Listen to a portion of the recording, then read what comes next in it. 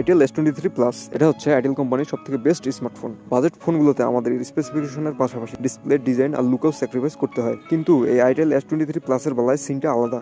এই বাজেট ফোনটিতে আমরা পেয়ে যাচ্ছি ফ্ল্যাগশিপ লুক আর ফিল। ফোনটা হাতে নিলে আপনারা একটা ফ্ল্যাগশিপ ফিল পাবেন। এরপর যখন এর ডিসপ্লে সাইড কর্নারগুলো দেখবেন, আইটেলের এই ফোনটি আপনাকে ইমপ্রেস করবেই। এরপর আপনার মাথায় ঘুরপাক খাবে এই প্রাইসে এতটা প্রিমিয়ামনেস কীভাবে সম্ভব। আইটেল আসলে খুবই চমৎকার কাজ করেছে এই ফোনটিতে। তো চলুন এই ফোনটিতে আর কী থাকছে সেটা দেখে নেওয়া যাক। প্রথমে এর লুক আর হ্যান্ডফিলের কথা বলতে গেলে এই ফোনটা দেখতে বেশ আইকেচি। এর থিকনেস হচ্ছে মাত্র 7.9 মিলিমিটার আর এর ওজন মাত্র 178 গ্রাম। এই ফোনটার ব্যাক সাইডের ডিজাইনটা হচ্ছে আইফোন ইন্সপায়ার্ড। এই কালারটি বাদে আরেকটি কালার আছে ফোনটির, সেটা হচ্ছে ডার্ক ব্লু। এরপর এর পোর্টস আর বাটনসের কথা বলতে গেলে এর রাইট সাইডে থাকছে ভলিউম আর পাওয়ার বাটন, আর এর ফিঙ্গারপ্রিন্ট স্ক্যানারটা দিয়ে দেওয়া হয়েছে ডিসপ্লেতে।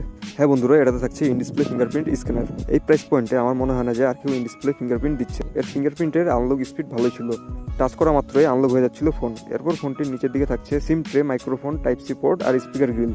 আর একটা বিষয় হচ্ছে এই ফোনটাতে কোনো হেডফোন জ্যাক থাকছে না, যেটা খুবই দুঃখজনক বিষয়। এরপর আসি এর ডিসপ্লেতে। এখানে থাকছে 6.7 ইঞ্চির একটি কার্ভড অ্যামোলেড ডিসপ্লে এবং এতে প্রোটেকশন হিসেবে থাকছে কর্নিং গরিলা গ্লাস 5।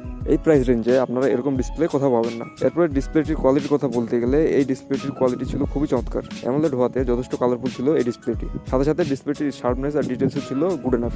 আর এই ডিসপ্লেটির লুক দেখতে পাচ্ছেন খুবই সুন্দর। চিন আর বেজেল খুবই কম রাখা হয়েছে এই ডিসপ্লেটিতে। এই ডিসপ্লেটির একটা ড্রব্যাক হচ্ছে এটাতে থাকছে 60 হার্টজ রিফ্রেশ রেট, যেটা অবশ্য ঠিকই আছে এর প্রাইস পয়েন্টের দিকে খেয়াল করলে, কিন্তু হায়ার রিফ্রেশ রেট হলে খুবই ভালো হতো। আর এই ডিসপ্লের পিক ব্রাইটনেস হচ্ছে 500 নিটস। তো কথা হচ্ছে লুক আর ডিজাইন চমৎকার, ডিসপ্লেটিও চমৎকার। এখন পারফরমেন্সের বেলায় কি, এটাতে ইউজ করা হয়েছে ইউনিসক টাইগার 616 প্রসেসর। এটা বাজেট অনুযায়ী যথেষ্ট পাওয়ারফুল একটি processor. Day to day live ইউজে যথেষ্ট ভালো পারফরমেন্স পেয়ে যাবেন এই প্রসেসর থেকে, সাথে টুকটাক গেমিংও করতে পারবেন।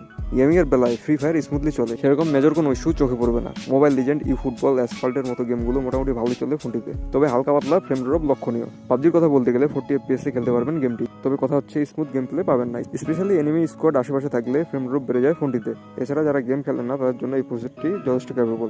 এর র্যাম ভেরিয়েন্টগুলো হলো 4128 এবং 8256। এরপরে ক্যামেরা থাকছে 50 মেগাপিক্সেল মেন ক্যামেরা আর সাথে 32 মেগাপিক্সেল সেলফি ক্যামেরা। এর মেন ক্যামেরার আউটপুট প্রাইস অনুযায়ী যথেষ্ট ভালো ছিল। এনাফ লাইটিং কন্ডিশনে ভালো পারফরমেন্স পেয়ে যাবেন এর ক্যামেরা থেকে। এর ফ্রন্টে সেলফি ক্যামেরা হিসেবে থাকছে 32 মেগাপিক্সেল সেলফি ক্যামেরা।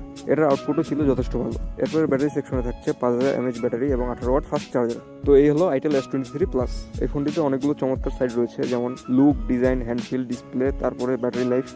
পারফরমেন্স হচ্ছে ওকে লেভেলের। স্পেশালি এই প্রাইস পয়েন্টে আইটেল এই ফোনটিতে যা যা অফার করছে সেটা আসলে ইমপ্রেসিভ। অফিসিয়ালি এই ফোনটি এখনো বাংলাদেশ মার্কেটে লঞ্চ হয়নি, তবে খুব শীঘ্রই লঞ্চ হবে বলে আশা করছি। আপনার কাছে এই ফোনটি কেমন লেগেছে সেটা জানিয়ে দিন কমেন্ট সেকশনে। এই প্রাইসে এই ফোনটি যা যা দিয়েছে সেটা আসলে প্রশংসার দাবিদার। এই প্রাইসে এই ফোনটি মার্কেট কাভাবে এটা নিশ্চিতভাবে বলা যায়। বিভিন্ন প্রাইসে কোন ফোনটা বেস্ট হবে সেই সম্পর্কে ভিডিও পেয়ে যাবেন এই চ্যানেলে, তাই অবশ্যই বেস্ট স্মার্টফোনের আপডেট পেতে চ্যানেলটিকে সাবস্ক্রাইব করে আমাদের ফ্যামিলির সদস্য হয়ে যান। আপনার কাছে itel s23 ফোনটা কেমন লেগেছে সেটা জানিয়ে দিন কমেন্ট সেকশনে। আর প্লিজ ভিডিওটিতে একটা লাইক দিয়ে চ্যানেলটিকে সাবস্ক্রাইব করে সাথে থাকবেন। অসংখ্য ধন্যবাদ। কথা হচ্ছে পরবর্তী কোনো ভিডিওতে।